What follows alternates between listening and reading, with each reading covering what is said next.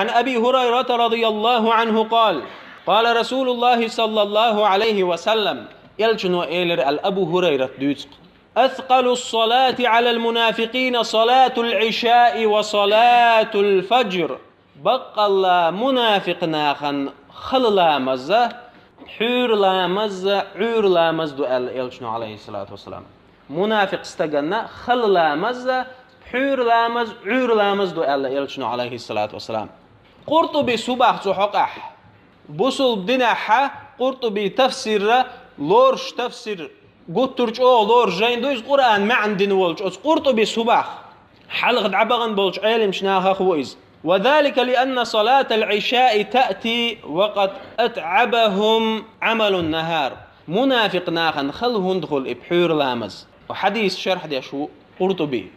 دير خلو دين وسرت بولخ بوتسار بولخ بويك أد لو أزدين أحشاش بين بولج بولخ وك أد بوشة يخ لامز يخوت تشخينا بحور لامز يخوت تشخينا ملويش لديرلويش خلخل سرده بوصل بستغنا ديلير يولي ستوش تو ديل عازبخ بورش خلويشو شالامز دتشخينا إيش ويل خريو بوصل بستغدق جوح أما منافق استغدق جوح هو ويل خريو سخر لامز دين وير واتر تيحشاء الله إلامز ديناوال دعوج إي ويل خريو منافق استغ حور لامز إيش خلخل سرنا عور لامز خل سرن هند خلحون آلشي أس منافق ناخان قرطبي سدوت إز عور لامز خل هند خل سرن دير خلا إيش دعبيشين شولت نابر مرزو حقيقتشي إنابر مرزو شاش عور لامزن سمدوج إنابر مرزو أت لامزلت إختر دقي يزر بحن دلوشة عور لامز خلخل سرن با بوصل بستقج أولار لوش خلويشو أتهمن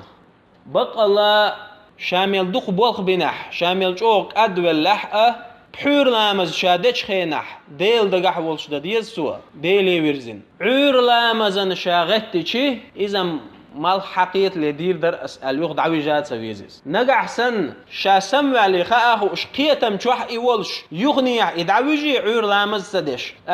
تنغلقش ديك دات بق الله تنديلي بوصل بستقى